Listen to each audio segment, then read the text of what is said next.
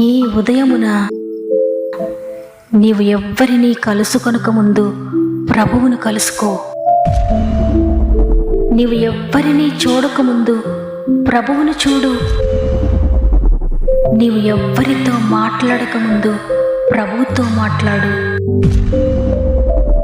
నీవు దేనిని వెదకకముందు ఆయన రాజ్యమును నీతిని వెదకు.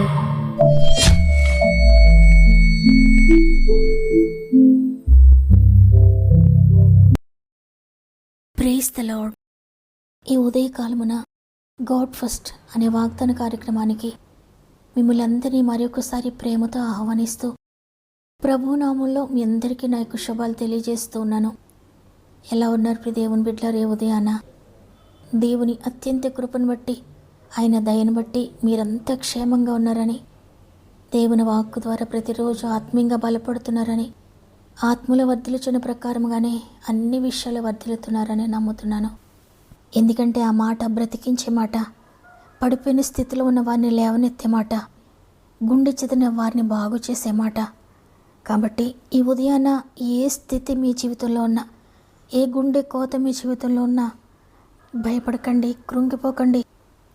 జగత్తు పునాది వేయబడక ముందే ఆయన నిన్ను చూచాడు. నిన్నెప్పటికీ విడిచిపెట్టాడు. ఆయన నీకు తోడుగా ఉండి నడిపిస్తాడు. కాబట్టి ఉదయాన్నే కొంచెం సమయాన్ని ప్రభువుకి ఇవ్వండి. లేవగానే మొట్టమొదటి సమయాన్ని, మొట్టమొదటి బలాన్ని, మొట్టమొదటి ఆలోచనలను దేవునికి ఇచ్చి వాక్యంతో, ప్రార్థనతో మీ దేవుని ప్రారంభించండి. తప్పకుండా అనేక విజయాలు మీరు చూస్తారు. అదేవిధంగా మీరు ఏ సమస్యతో నలిగిపోతున్నా మీ ప్రతి ప్రార్థన అవసరత నాకు తెలియచేయండి. మీరు పెడుతున్న ప్రతి కామెంట్ను చదివి మీ అందరి కొరకు భారం కలిగి ప్రార్థిస్తున్నాను. ఈ వాక్యం చివరిలో అందరి కొరకు ప్రార్థిస్తున్నాను. మీరు కూడా ఏ సమస్యలో ఉన్న ప్రార్థనలో ఏకీభవించండి. ఆయన ప్రార్థన త్రోసివేయడు, నీ కన్నీటిని దాటి వెళ్ళిపోడు. తప్పక ప్రతి సమస్యను విడిపిస్తాడు. ప్రార్థన మానకండి, విశ్వాసాన్ని విడిచిపెట్టకండి. దేవుని బట్టి ధైర్యం తెచ్చుకోండి. సమస్త మహిమ, ఘనత, ప్రభావములు దేవునికే చెల్లునుగాక. ఈరోజు దేవుడు మనకు అనుగ్రహిస్తున్న శ్రేష్టమైన వాగ్దానం కీర్తనల గ్రంథము 147వ అధ్యాయము 3వ వచనము. గుండె చెదిరిన వారిని ఆయన బాగు చేయువాడు, వారి గాయములు కట్టువాడు. ఆమేన్. దేవుని బిడ్డలారా, దేవుని ప్రేమ మన గుండె గాయాలను కడుతుంది. నీ గుండె ఏ గాయం గుండా వెళ్తుందో, ఎంతగా గాయపడి ఉన్నావో, ఎంతగా నలిగిపోతున్నావో నీ జీవితాన్ని బట్టి, నీ పరిస్థితులను బట్టి, నీ గుండె బాధను అర్థం చేసుకుని నీ గుండె బరువు నుండి విడిపించే గొప్ప దేవుడు ఈరోజు నీకు వాగ్దానం చేస్తున్నారు. గుండె చెదిరిన నిన్ను నేను బాగు చేస్తున్నాను. నీ గాయములన్నీ కట్టబోతున్నాను. నేను స్వస్థపరుస్తున్నాను, నీకు నెమ్మదిని అనుగ్రహిస్తున్నాను అని ఈరోజు తన మాట చేత నేను ఆదరిస్తున్నాడు. నీ ఒకవేళ విరిగి నలిగి హృదయం పగిలిపోయి ఉన్నావేమో. నీ హృదయ వేదన, నీ మనస్సు బాధ ఎవరు అర్థం చేసుకోనకపోయినా ఆయన అర్థం చేసుకుంటాడు. చెదిరిపోయిన, నలిగిపోయిన నీ గుండెను ఆయన బాగు చేస్తాడు. యేసుప్రభువారు శిలువపై ఉండి, మరణ బాధలో ఉండి, శక్తి అంతా క్షీణించిపోయి రక్తపు ముద్దగా ఉండి, అంత బాధలో కూడా తన తల్లి యొక్క గుండె గాయాన్ని గురించి ఆలోచించాడు ఆయన. నా తల్లి గుండెలోనికి కత్తి దూసుకొని పోతుంది నా మరణం ద్వారా, నా తల్లి ఎలా ఉండగలుగుతుందో అని అంత బాధలో ఉండి కూడా తనపై ఆధారపడిన తల్లిని గురించి ఆలోచించారు ఆయన. అంతేకాకుండా యేసుప్రభువారు శిలువ మరణం పొందుతున్న ఆ సమయంలో ఆ పరిస్థితులన్నింటినీ చూచి శిష్యులు కూడా అందరూ విడిచిపెట్టి వెళ్ళిపోయారు. ఆయనను వెంబడించిన వారందరూ కూడా ఆయన విడిచిపెట్టి వెళ్ళిపోయారు. అది చూడలేక. అయితే అంత భయంకరమైన పరిస్థితిలో తల్లితో పాటు ఆయన శిష్యుడైన యోహాను కూడా ఆయన వెంబడిస్తున్నాడు. ఆయన కూడా వెళ్తున్నాడు. అందరూ విడిచిపెట్టి వెళ్ళిపోయారు, కానీ యోహాను ఆయనతో పాటు ఉన్నాడు. యోహాను ఒంటరివాడయ్యాడు. తన తోటి శిష్యులు అందరూ కూడా విడిచి పారిపోయారు భయపడుతూ. అటువంటి సిచ్యువేషన్లో ప్రభు యోహాను గుండె బాధను, ఒంటరితనాన్ని కూడా అర్థం చేసుకున్నాడు. అందుకే అంత బాధలో ఉండి కూడా ఆయన శిలువపై మాట్లాడుతున్నారు. యోహానుని చూపించి తల్లితో అంటున్నారు, అమ్మ ఇదిగో నీ కుమారుడు అని. యోహానుతో అంటున్నారు, నువ్వు ఒంటరి అనుకుంటున్నావా? కాదు, ఇదిగో నీ తల్లి. నా తల్లిని నీ తల్లిగా అప్పగిస్తున్నాను. నీవు నా తల్లికి తోడుగా ఉండు. నేను విడిచి వెళ్ళినా మీరు ఒంటరి కాదని వారిని ఒకరికొకరికి అప్పగించి ఆయన శిలువ మరణాన్ని పొందాడు. శిలువ మరణాన్ని పొందుతూ అంత భయంకరమైన బాధలో ఉండి కూడా ఆయన తన తల్లి గుండె బాధను అర్థం చేసుకున్నారు. యోహాను యొక్క ఒంటరితనాన్ని, ఆయన బాధను అర్థం చేసుకున్నారు. ఈరోజు ఈ మాటలు వింటున్న మీరు ఏ గుండె బరువుతో ఉదయాన్ని ఉన్నారో, ఎవ్వరికీ బాధ చెప్పుకోలేక కృంగిపోతూ ఉన్నారో, నీ గుండెలో గాయాన్ని బట్టి నీవెంత వేదన పడుతున్నావేమో, ఎంతగానో నలిగిపోతున్నావేమో అనేక సంవత్సరాలుగా, ఇక ఎవరు తీయలేరు ఈ బాధ అని నీకు నువ్వే కుమిలిపోతున్నావేమో, ఈరోజు ప్రభు చూచారు నీ బాధను.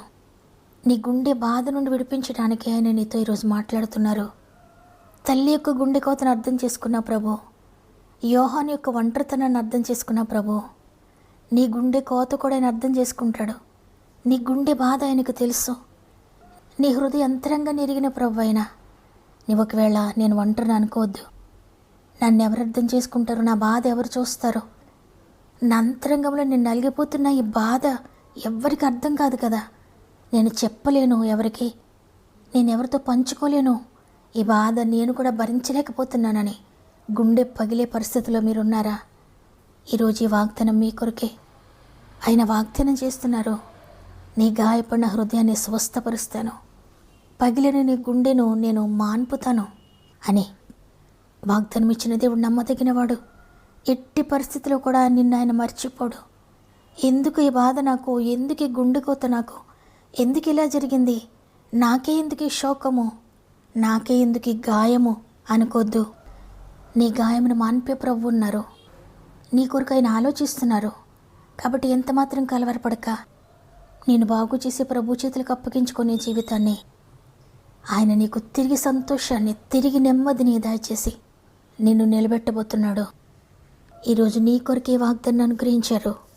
కాబట్టి తండ్రి, మీరు నాకుండగా నేను ఎందుకు భయపడాలయ్యా? నా గుండె బాధను అర్థం చేసుకునే మీరుండగా నేను భయపడనయ్యా.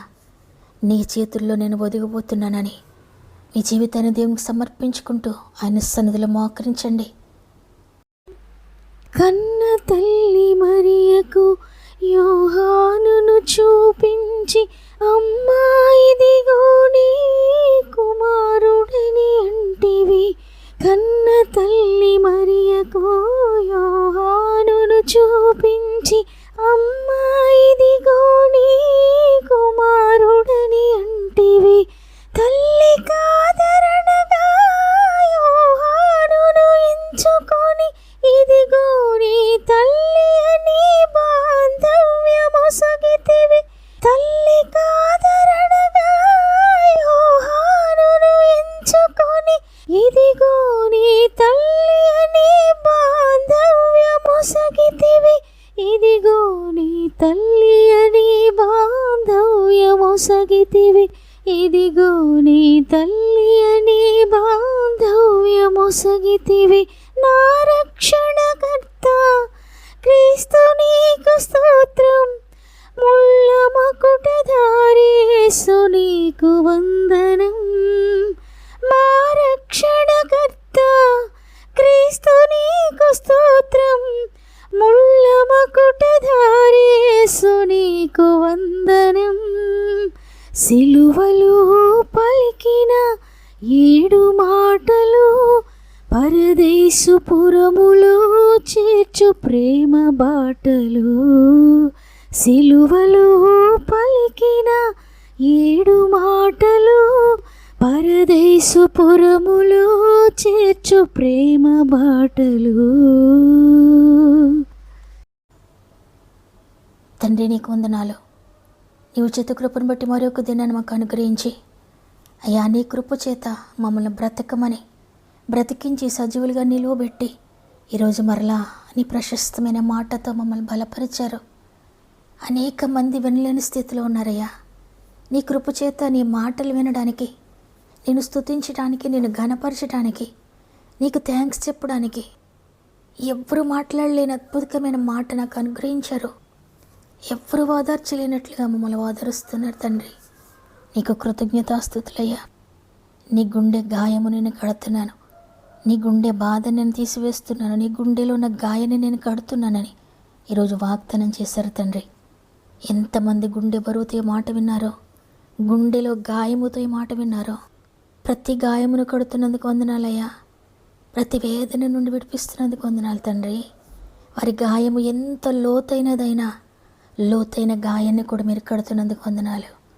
పరిశుద్ధాత్ముడా, నమ్మిన వారందరి జీవితంలో మీరు అద్భుతం జరిగిస్తున్నందుకు వందనాలు.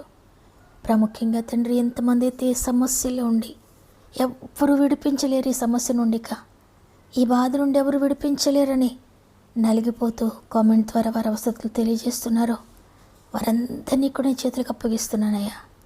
వారి జీవితంలో ఉన్న బాధ, బరువు, వేదన అన్నీ ఉన్నా కూడా కొంతమందిలో శాంతి లేక, సమాధానం లేక నలిగిపోతున్న పరిస్థితిలో ఉన్నారో అయ్యా, అన్నీ ఉన్నా మీరు లేని జీవితం వస్తున్నా తండ్రి, మీరు వారికి తోడుగా ఉండండి అయ్యా. ఎన్ని ఉన్నా లేని సమాధానాన్ని, ఏమి ఉన్నా లేకపోయినా మీరుంటే చాలయ్యా, సమాధానము, శాంతి, నెమ్మది పొందుకుంటాం. అందువల్ల ప్రతి ఒక్కరి జీవితంలో మీరు తోడుగా ఉండి వారి చేపట్టుకుని నడిపిస్తారని నమ్ముతున్నాను. వారి సమస్య ఏదైనా తండ్రి, ఆత్మీయంగా నలిగిపోతున్న బిడ్డలు, మానసికంగా నలిగిపోతున్న బిడ్డలు, శారీరకంగా నలిగిపోతున్న బిడ్డలు, ఆర్థికంగా నలిగిపోతున్న బిడ్డలు, సామాజికంగా నలిగిపోతున్న బిడ్డలు ఉన్నారయ్యా. అందరినీ నీ చేతిలో పెడుతున్నానయ్యా. విడుదల అనుగ్రహించండి. అనారోగ్యంతో ఉన్న బిడ్డలందరినీ లేవనెత్తండి అయ్యా. ఆర్థిక బంధకాలు ఉన్నవారిని లేవనెత్తండి. అప్పుల్లో ఉన్నవారిని లేవనెత్తండి. స్వంత గృహం లేక ఎంతమంది నలిగిపోతున్నారో అద్భుతం జరిగించండి అయ్యా. ఉద్యోగం కొరకు 1000 కళ్ళతో ఎదురు చూసిన బిడ్డలు ఉన్నారయ్యా. కృపతో అద్భుతం జరిగిస్తున్నారు నమ్ముతున్నాను. గర్భఫలం కొరకు 1000 కళ్ళతో ఎదురు చూసిన బిడ్డలు ఉన్నారయ్యా. కృపతో అద్భుతం జరిగిస్తున్నారు నమ్ముతున్నాను.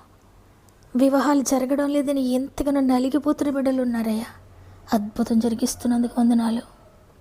చేయని నేరానికి కోర్టు కేసెస్ అనుభవిస్తున్న బిడ్డలు నలిగిపోతున్నారు తండ్రి. కృపతో అద్భుతం జరిగిస్తున్నందుకు వందనాలు. ఎంతమంది ల్యాండ్ ఇష్యూస్తో నలిగిపోతున్నారు తండ్రి. అన్యాయాన్ని అనుభవిస్తున్నారయ్యా. ఇంటి సమస్యలు అనుభవిస్తున్నారు తండ్రి. కుటుంబ కలతలతో నలిగిపోతున్నారు. భార్యాభర్తలు అనేక మంది విడిపోయిన స్థితిలో ఉన్నారు. ఈ సమస్యలన్నిటి నుండి విడిపిస్తున్నందుకు వందనాలు తండ్రి. ఎగ్జామ్స్ రాసిన బిడ్డలందరికీ తోడు ఉండండి. ఎవరైనా ఇంటర్వ్యూస్కి వెళ్తుంటే మీరు తోడుగా నడిపించండి. ఈరోజు పుట్టినరోజులు, పెండ్లి రోజు జరుపుకున్న వారందరినీ కూడా నీ చేతులు పెడుతున్నాను. ఈ సంవత్సరం అంతా తోడుగా ఉండండి. గర్భంతో ఉన్న బిడ్డలు ప్రత్యేక నీ చేతులకు అప్పగిస్తున్నాను. 9 నెలలు మీరు తోడుగా ఉండి సేఫ్ డెలివరీ స్థాయి చేస్తున్నందుకు వందనాలు. ఈ దినం మనం ప్రారంభిస్తూ ఉండగా ఈరోజంతా మీ కుటుంబం అంతటికి తోడయండి.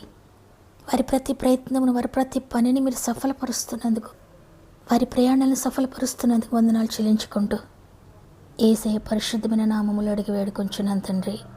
ఆమెన్. నీ గుండె ఎంత బరువుతోందో, వేదన ఎంత లోతుగా ఉందో నీ గుండెల్లో ఆయన పూడ్చివేస్తున్నాడు. విశ్వసించండి. దేవా, నాతో మాట్లాడు, ఈ వాగ్దానం నా జీవితం నెరవేర్చేందుకు వందనాలని హృదయపూర్వకంగా ప్రార్థించి ఆమెను కామెంట్ చేయండి. లైక్ చేయడం, షేర్ చేయడం మర్చిపోకండి. దేవుని చిత్తమైతే తిరిగి రేపు అందరం కలిసి ఆయనను స్తుతిందాం. అంతవరకు ప్రభు మీకు, మీ కుటుంబాలకు తోడు ఎండ నడిపించునుగాక.